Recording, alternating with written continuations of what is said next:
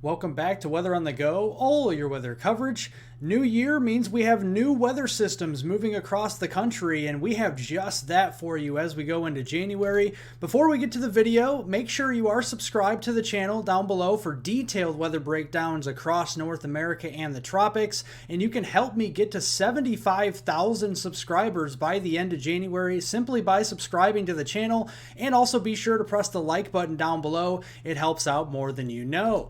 So let's look here back at 2023 and the bigger, more historic weather events that we did see during 2023. From March 31st through April 1st of 2023, we had our third largest tornado outbreak in U.S. history. Yes, and you can see a large moderate risk and a couple of high risk areas of severe weather.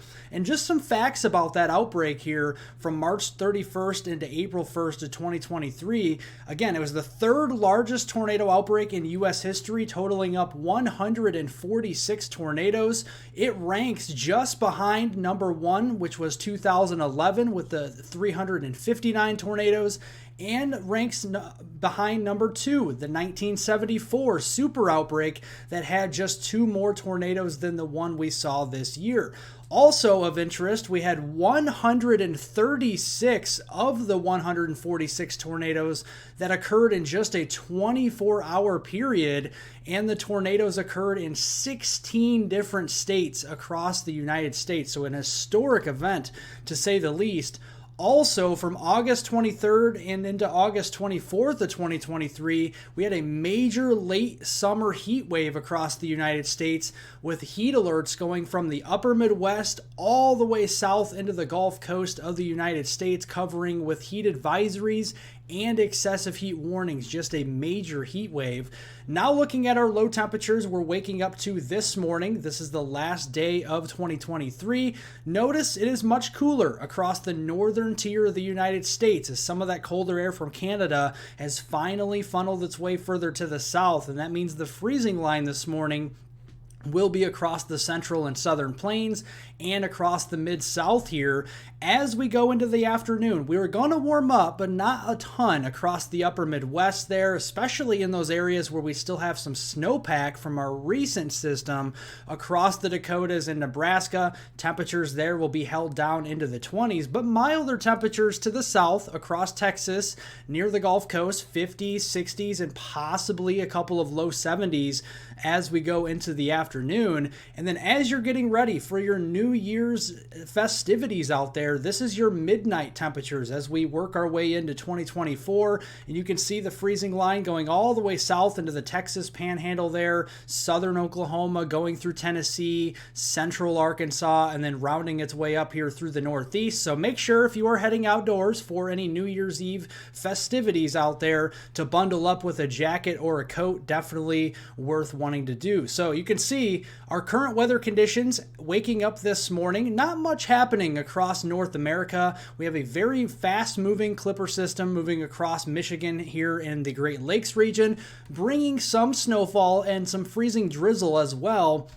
And you can see we do have those winter weather advisories for that light snowfall and the freezing drizzle across Wisconsin, southeastern Minnesota, eastern Iowa, the land of Lincoln here in northern Illinois, and northwestern Indiana as we go through the noon time frame or so. Going through today, there's our fast-moving storm system. This is the 500 millibar vorticity, and this basically shows the brighter the color, the more lift and the more spin you have in the atmosphere, and you can see that across the Great Lakes, into portions of the Ohio Valley through today. And then as we turn into 2024, that will continue to move quickly off to the east into the mid-Atlantic and then off into the western Atlantic basin by that time. So looking at precipitation today, we're going to see some freezing drizzle and we're going to see some snow flurries and snow showers scattered about across the Great Lakes in the northern Ohio Valley through today. As we go into tonight, as we ring in the new year for 2024, snow showers, snow flurries, and more freezing drizzle will be possible across the Ohio Valley, getting into the Mid-Atlantic and parts of interior New England during that time frame. And then as we go into Monday, New Year's Day, very quiet for the most part. We still have lingering effects of that system into West Virginia with some snow, some freezing drizzle, or just some drizzle in general with liquid precipitation. Across Maryland and southern New Jersey, very dry in the middle of the country, and then a new system in Southern California, San Diego, Los Angeles, could be seeing some rainfall for New Year's Day. Overall, any of these systems moving through over the next 24 to 48 hours really won't be producing much of precipitation. Very light precipitation to go around here, and you can see our snowfall amounts really won't be that impressive either. It doesn't have a lot of moisture supply with it to produce those very high snowfall accumulations. You can see the accumulations generally up to an inch, worst case scenario, but most of us will actually just see probably a dusting, if that, across the Midwest, the Ohio Valley, and the Great Lakes region. And then moving into the Northeast and the Mid-Atlantic, much of the same over here, half inch, inch at worst case scenario, maybe slightly higher accumulations for the Appalachians there into West Virginia there, Western Maryland, possibly pushing 3 inches in those higher elevations, but that is about it with that storm system.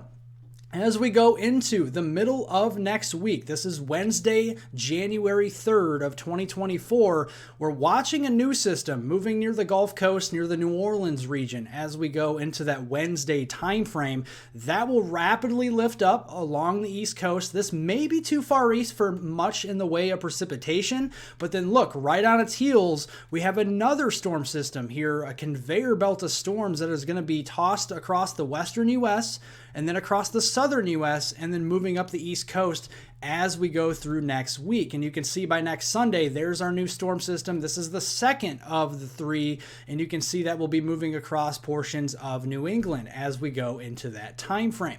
So let's break it down for you day by day. Here is on Wednesday, January 3rd. This is 2024. Notice we have the rain down to the south. This is all rain for the Gulf Coast, New Orleans, down here into Hattiesburg, Mississippi, Mobile, Alabama, Panama City. Those areas could be seeing some rain. Then as we go into your Thursday time frame, there's some energy pushing off to the west. That's our second storm system. Notice our first storm system is exiting the U.S. Really not much of an impact for the East Coast.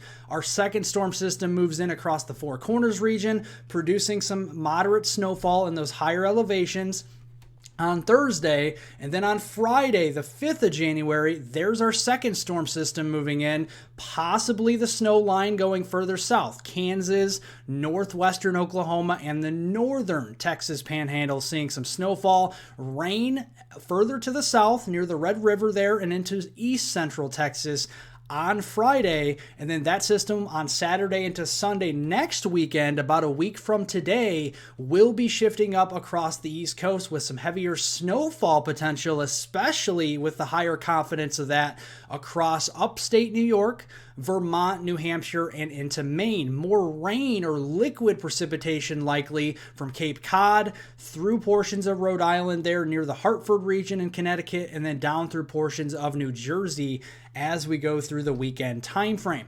Overall, the first two systems moving through between Wednesday, January 3rd and Sunday, January 7th will be producing some heavier rainfall and just overall heavier precipitation across the south central U.S.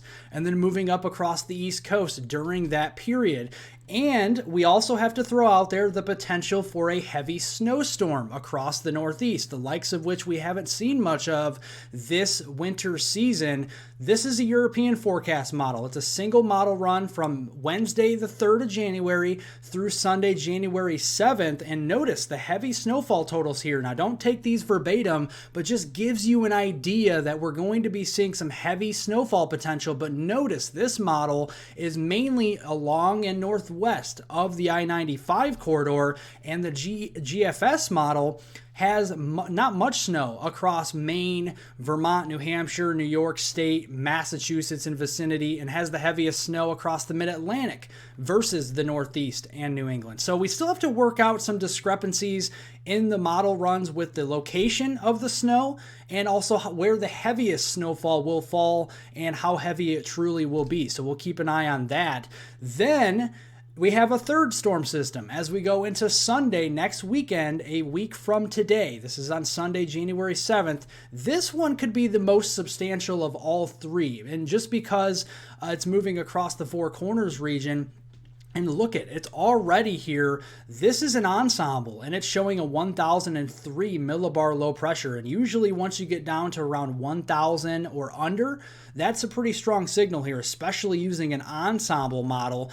You can see as we go into Monday, the 8th, this is going to be pushing into the southern plains, the Texas Panhandle. And then if you are a snow lover across the Midwest and the Ohio Valley, you truly love this storm system track because it's going to take one of those Texas hook clippers moving up across portions of the Mississippi Valley here as we go from Monday into Tuesday, and you can see that moving up there toward the Chicagoland area, Indianapolis, Michigan during that time frame. So let's break the third system down for you. This is again Sunday, heavier snow once again across the Rockies, Wyoming, Colorado, Utah, Idaho, Nevada, you name it, all across the West. Widespread light to moderate snow, some heavier snows in the higher elevations. Monday, the storm system kicks out here on the European model down to a 990 millibar low. That's a pretty strong low pressure system.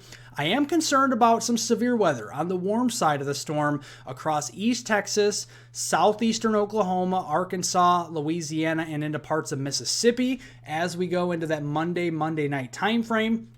Notice this model brings in some tight ISO bars on the back end, which means some stronger winds and some heavier snow and colder air, more importantly, much like we haven't seen all winter season. And then as we go into Tuesday, it bombs out to a 980 millibar low here as we go into that Tuesday time frame. Heavy snow shield on the northwest side, possibly an ice storm threat in the middle, and then more heavy rain and severe weather kicking off across the mid-Atlantic and the southeast as we go into the following week. So we'll continue to watch that. Total accumulated precip from that third system from Sunday, January 7th through the following week on Wednesday, January 10th. We're approaching mid-January at this point. Another swaths of heavy precipitation across the central and eastern two-thirds of the United States.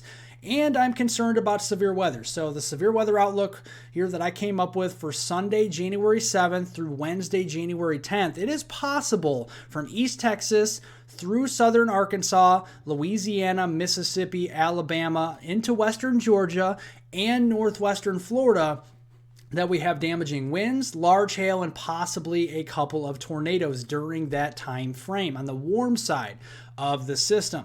On the cold side, the weather models can still jump around a bit, but just giving you early estimates here. The European model is showing some heavy snow from around the Chicagoland area, Madison, Wisconsin, through Des Moines, Iowa here, and then back toward the Kansas City region.